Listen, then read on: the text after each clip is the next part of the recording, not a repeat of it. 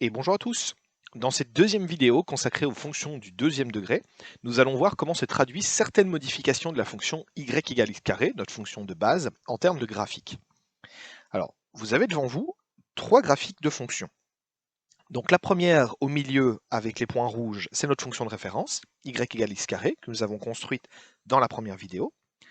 La deuxième au-dessus avec les points bleus, c'est y égale x carré plus 2. Et la troisième en bas avec les points noirs, c'est y égale x carré moins 1.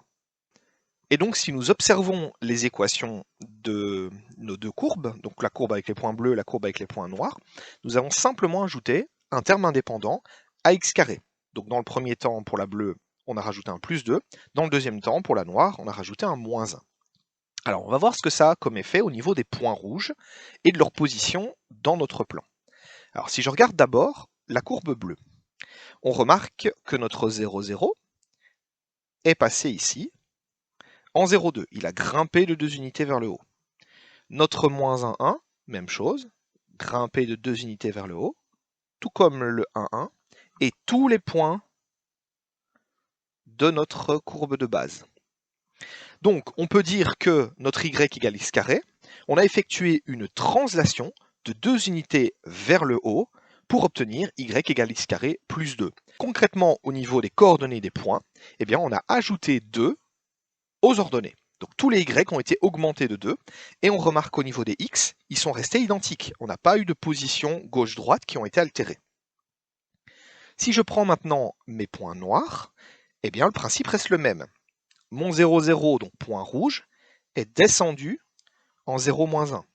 Même chose pour mon 1, 1, mon moins 1, 1, et tous les autres points de ma courbe de base. Donc on observe que la courbe x carré moins 1 est en fait une translation d'une unité vers le bas de notre courbe de base. Ce qui signifie en termes de coordonnées que toutes les ordonnées ont été réduites de 1. Donc on a fait moins 1 à tous les y, et en termes de x, on voit qu'ils sont restés à la même position. Donc c'est uniquement y qui a été altéré.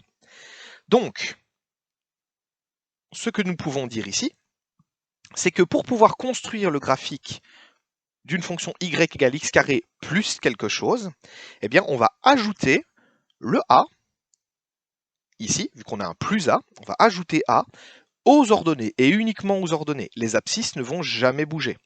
Donc concrètement, comment ça va se traduire? Eh bien simplement par une translation, soit de a unité vers le haut si nous avons un plus, donc c'était le cas pour notre plus 2, ou alors vers le bas si nous avons un moins.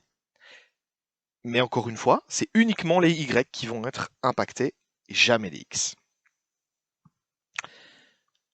Ça, c'est pour notre premier cas. Le deuxième cas, c'est nous avons une multiplication. Donc au lieu d'ajouter un terme indépendant, on a ce coup-ci ajouté un coefficient.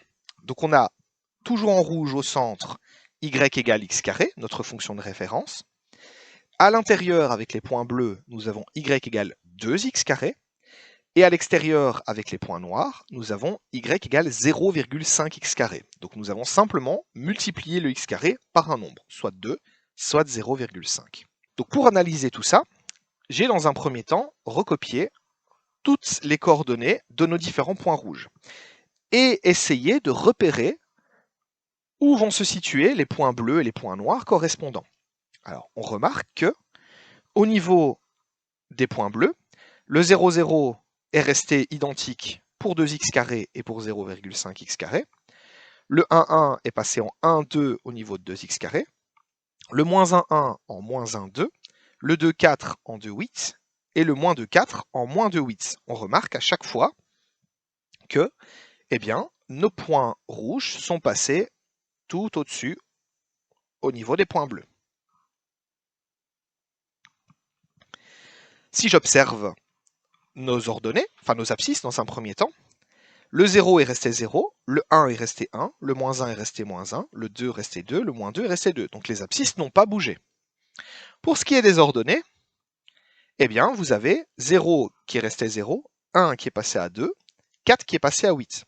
Donc on remarque que toutes nos ordonnées ont été multipliées par 2. 2 qui correspond en fait à notre coefficient.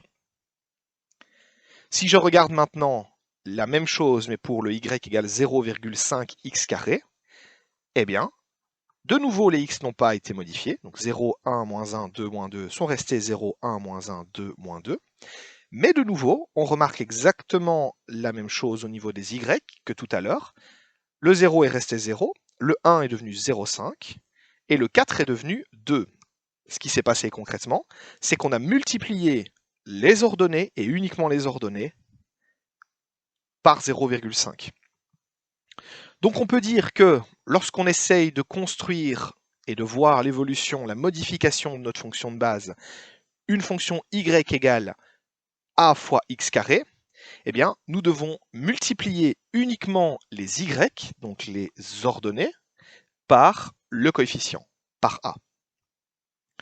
Si je récapitule nos deux transformations, nous avions dans un premier temps x carré plus quelque chose. On ne touchait pas au x et on ajoutait le a aux y.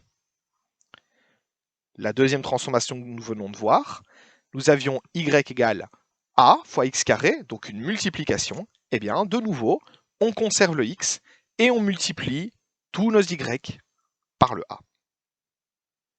Ceci conclut cette première partie des modifications. Merci de l'avoir suivi